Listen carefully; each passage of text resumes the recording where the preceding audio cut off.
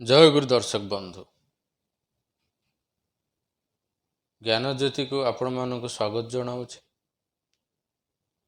आमर जे एक विशेष प्रचेष्टा चली जो वेब सीरीज आम लॉन्च करूँ बुक रिव्यू एथिरे श्री श्री ठाकुर को केंद्र करी लिखित जेते किछि बही रही तत्सहित जो नुआ नुआ बही मान ठाकुर को उद्देश्य करी लिखा जाउछि बा श्री श्री ठाकुर तांको जीवन काल रे जो जो बही को पढ़िबा विषय रे आम माननकु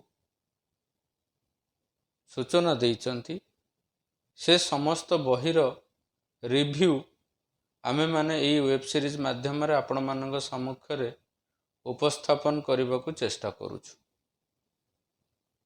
एवं रिव्यू करा जाउथिबा बही आपण मानकु आमर वेबसाइट ज्ञानज्योति.com रे मध्य मिली जिवो। आपण माने ऑनलाइन ऑर्डर करि परिबे। श्री श्री ठाकुर तांकर कथा तांकर साहित्य तांकर चिंता को तांकर अनेक पुस्तक माध्यम रे लिपिबद्ध करी रखिचंती। तत्सहित ठाकुर को केंद्र करी थिबा अनेक भक्त शिष्य मानकर मध्य बहु घटना आमे विभिन्न सत्संग रे अभिज्ञ कर्मी मानक मुहरु शुणिबा को पाऊ। तेबे अविकृत भावरे उपयुक्त पुस्तक रे जहाँ जहाँ घटना मान लेखा जाइछि सेहीपरि किछि किछि पुस्तक को आमे माने सिलेक्ट करिकि सेही बही को रिव्यू करूछु जहाँ फल रे आपण माने को बही रे को कथा रहिछि उपयुक्त भावरे जानि परिबे। आग्रही भक्त शिष्य हेइथिले आपण माने से बही को संग्रह करी पढ़िकी बहु भावरे उद्बुद्ध हेइ परिबे एवं उद्बुद्ध करि परिबे। जाजन करिबारे आपनको बहु भावरे सहाय्य करिवो। मूल कथा हैला जानिबा आ जानिबाकू हेले आमको ठाकुरंकर बही पढ़िबाकू पड़िबो एवं ठाकुरंकर अविकृत कथा गुड़ा को जानिबाकू पड़िबो। जदियो बेंगली ठाकुरंकर भाषा थिला ठाकुरंकर अधिकांश बही बेंगली रे लेखा हेइछि एवं ठाकुर को केंद्र करी मध्य से समय अनेक बही बेंगली रे लेखा जाइछि। ओडिशा रे देखा जाए अनेक गुरु भाई माननकु बेंगली जाना नहीं तो ठाकुरंकर अविकृत कथाटा पढ़िबार सुजोग समस्त को जुटेनी। निश्चित भावरे आमे माने आपण माननकु एनकरेज करिवु जे आपण माने बेंगली शिखंतु एवं किछि गुरु भाई माने मध्य बेंगलीटा केमिति शिखिबा को हबो ताहा रेकॉर्ड करी दबा पई कहिचंती। आगत भविष्यत रे सेही प्रोजेक्ट को मध्य सक्सेसफुली आमे माने एग्जीक्यूट करिकि आपण मानक पई सहज बेंगली शिक्षार पद्धति मध्य नेकी आसीबु। तेबे अनेक अनेक बही को रेफरेंस नेकी आम ओडिशार ठाकुरंकर ऋत्विक सहप्रति ऋत्विक डॉक्टर निरंजन मिश्र से ठाकुरंकर एवं ठाकुरंकर लीला पार्श्वस्थ मानक नेकी अनेक बही लिखिचंती। सेथुरु मध्य आमे अनेक किछि कथा जहाँ ठाकुरं को केंद्र करी से समय रे लीला संगठित हेइथिला ताकु जानि परिबा। तार पठन मनन भितर देई आमर ध्यान ठाकुरं को नहीं भल पाइबा अनुराग उद्दीपन जीवन जाजन जजन सबु किछि आमर समृद्ध हेइ परिबो। आज यही एपिसोड रे आमे यही प्रकार गोटे पुस्तक को नेकी आसीजु आपण मानक सम्मुख को जो पुस्तकर ना होउची श्रील प्रभुपाद गोस्वामी सतीश चंद्र। विशेष भावरे आमे जदि ठाकुरंकर जीवनी को देखिबा श्री श्री ठाकुर जेते बेले सशरीरे थिले सत्संगर आंदोलन जेते बेले आरंभ होइनी एवं ठाकुर जे ईश्वर पुरुषोत्तम आसीचंती बा किए आसीचंती जहाको नेई साधारण जनतांको मनरे प्रश्न रहिछि। ठाकुर से पर्यंत मंत्र दबार दीक्षार व्यवस्था जहाँ आज आमे माने देखा पाऊचे दीक्षा प्राप्त होउचे बा जाजन करी दीक्षार व्यवस्था करुचे आचार्यंकर प्रेरणा रे से प्रकार अवस्था सेतेबेले सत्संग रे आसेनी। सेई जे आदि जुग ସେ ଯୁଗରେ ଆମେ ଶୁଣିବାକୁ ପାଉ ଯେ ଠାକୁରଙ୍କର ପାର୍ଷଦମାନଙ୍କ ଭିତରେ 3 ଜଣ ପାର୍ଷଦ ଯେଉଁମାନେ ମୂଳରୁ ଠାକୁରଙ୍କ ସହିତ ଥିଲେ, ସେମାନଙ୍କର ଗୋଟେ ବିଶେଷ ମର୍ଯ୍ୟାଦା ଏବଂ ବିଶେଷ କଥା ଆମେ ଆଲୋଚନା ପ୍ରସଙ୍ଗରେ ଠାକୁରଙ୍କ ମୁହଁରୁ ଶୁଣିବାକୁ ପାଉ।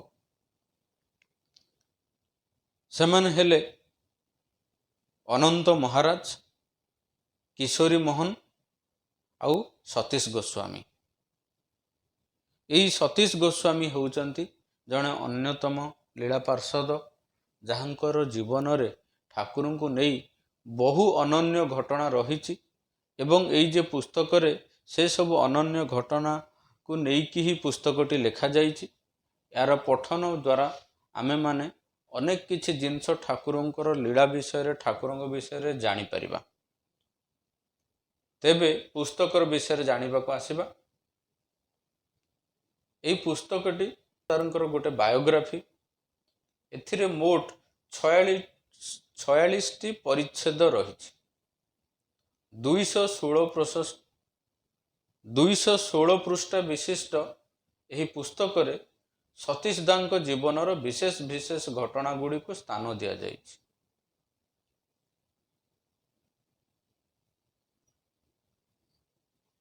ତେବେ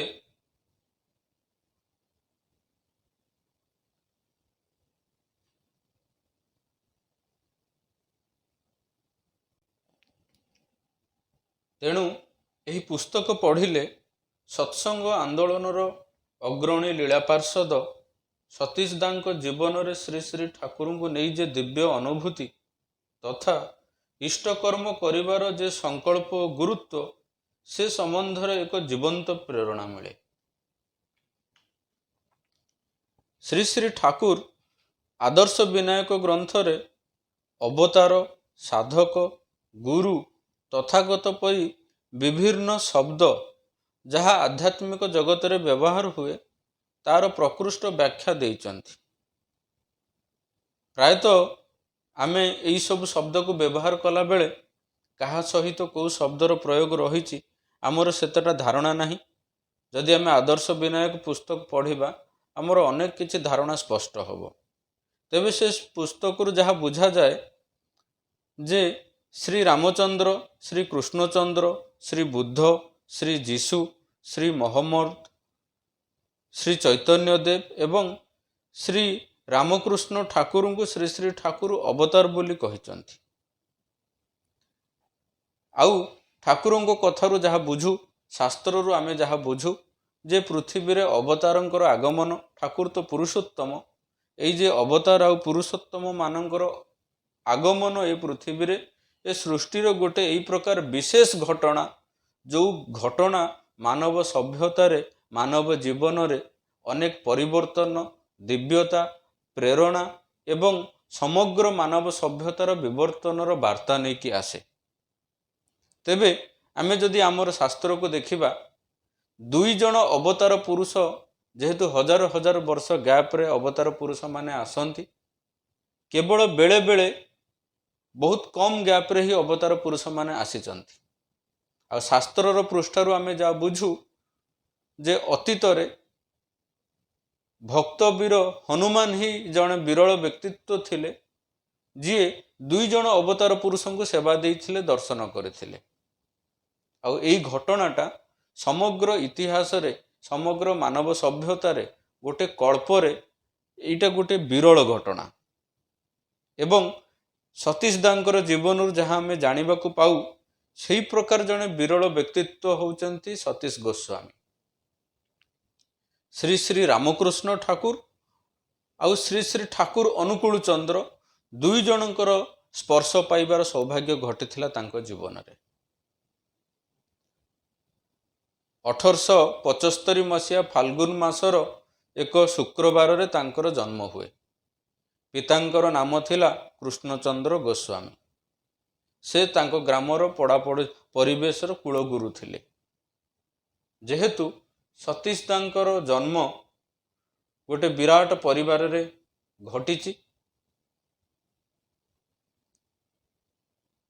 ସତୀଶ ଦାଙ୍କର ଯେତେବେଳେ କୋଷ୍ଠୀ ବିଚାର କରାଯାଏ, ଜଣାଯାଏ ଯେ ଶିଶୁ ଆଜନ୍ମ ବୈରାଗ୍ୟ ନେଇ ଆସିଛନ୍ତି, ସଂସାର ପ୍ରତି ତାଙ୍କର ଆସକ୍ତି ରହିବନି, ତେବେ ବିବାହ ହେବ।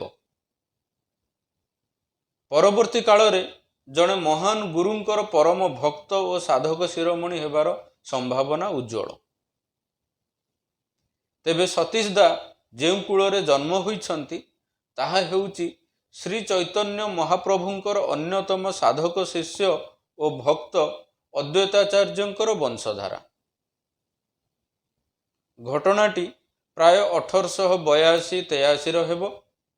ସେ ସମୟରେ ବଙ୍ଗଳାର ସର୍ବତ୍ର ଶ୍ରୀ ଶ୍ରୀ ରାମକୃଷ୍ଣ ଠାକୁରଙ୍କର ଚର୍ଚ୍ଚା ହେଉଥାଏ। ସେତେବେଳେ ସେ ସଶରୀରେ ଥାନ୍ତି ଏବଂ ଏହି ଚର୍ଚ୍ଚା ଯୋଗୁଁ ବଙ୍ଗଳାର ବିଭିନ୍ନ ପ୍ରାନ୍ତରୁ ଲୋକମାନେ ଦଳ ଦଳ ହେଇକି ତାଙ୍କ ଦର୍ଶନରେ ବେଲୁଡ଼ ମଠ ଯାଉଥାନ୍ତି। ଏହି ଘଟଣା, ଏହି ସମ୍ବାଦ ଯେତେବେଳେ ସତୀଶ ଦାଙ୍କ ଗାଁରେ ପହଞ୍ଚିଛି, ତାଙ୍କର ବାପା, ତାଙ୍କର ପରିବାର ବର୍ଗ, ତାଙ୍କର ଗ୍ରାମବାସୀ ସମସ୍ତେ ଏକତ୍ରିତ ହେଇକି ଆସିଛନ୍ତି ବେଲୁଡ଼ ମଠ ରାମକୃଷ୍ଣ ଠାକୁରଙ୍କର ଦର୍ଶନ କରିବା ପାଇଁ। ଏବଂ ସେମାନଙ୍କ ସହିତ ସତୀଶ ଦା ମଧ୍ୟ ଆସିଛନ୍ତି।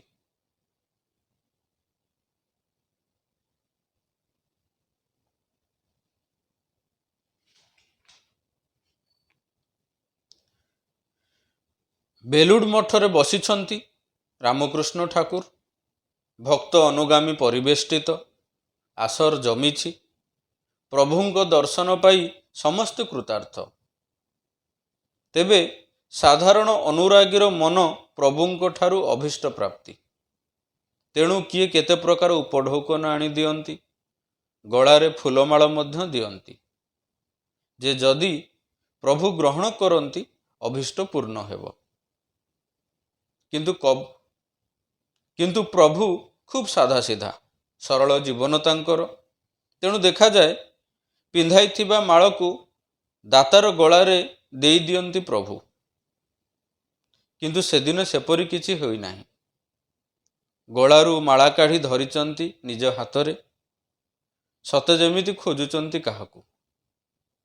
ସେପଟେ ଶାଳଗାଡ଼ିଆର ଅନୁଗାମୀମାନେ ବସିଛନ୍ତି ଦୂରରେ, ଅର୍ଥାତ୍ ସତୀଶ ଦାଙ୍କର ଗାଁର ନାଁ ହେଉଛି ଶାଳଗାଡ଼ିଆ।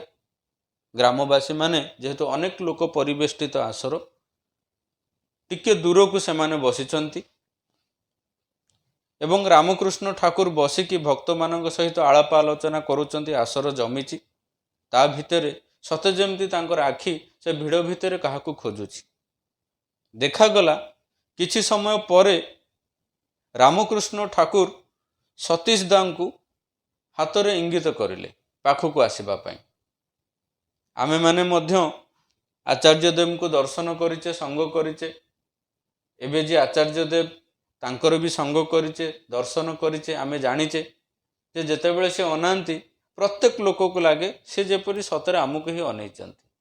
ତ ଯେତେବେଳେ ରାମକୃଷ୍ଣ ଠାକୁର ଇଙ୍ଗିତ କରନ୍ତି, ଉପସ୍ଥିତ ଅନେକ ଲୋକଙ୍କୁ ଲାଗିଲା ଯେ ବୋଧହୁଏ ପ୍ରଭୁ ତାଙ୍କୁ ହିଁ ଡାକୁଛନ୍ତି।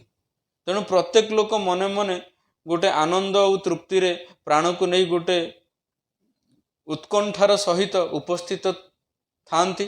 ଠିକ୍ ଏହି ସମୟରେ ଜଣେ ଶିଷ୍ୟ ଆସି ସତୀଶ ଦାଙ୍କୁ ସାଥିରେ ନେଇଗଲେ ରାମକୃଷ୍ଣ ଠାକୁରଙ୍କୁ ପାଖକୁ। ଆଉ এই ଘଟଣାଟାକୁ ଦେଖି ଉପସ୍ଥିତ ଅନେକ ଲୋକ ଆଶ୍ଚର୍ଯ୍ୟ ହେଲେ। ସେତେବେଳେ ସତୀଶ ଦାଙ୍କର ବୟସ 7-8।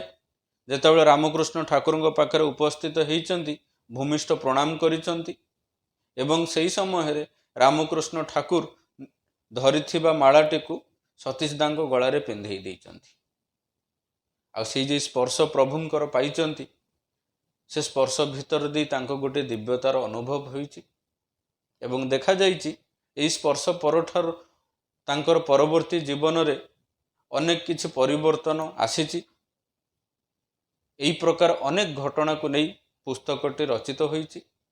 ଯଦି ଆମେ ଆହୁରି ସ୍ପଷ୍ଟ ଭାବରେ କଥାଗୁଡ଼ାକୁ ଅବିକୃତ ଭାବରେ ଜାଣିବାକୁ ଚାହୁଁ, ତାହେଲେ ଏହି ପୁସ୍ତକଟିକୁ ସଂଗ୍ରହ କରିକି ଆପଣମାନେ ପଢ଼ିପାରିବେ ବା ଆମର ୱେବସାଇଟ୍ ଜ୍ଞାନଜ୍ୟୋତି.com ମଧ୍ୟ ଅନଲାଇନରେ ଅର୍ଡ଼ର କରିପାରିବେ। ଜୟ ଗୁରୁ।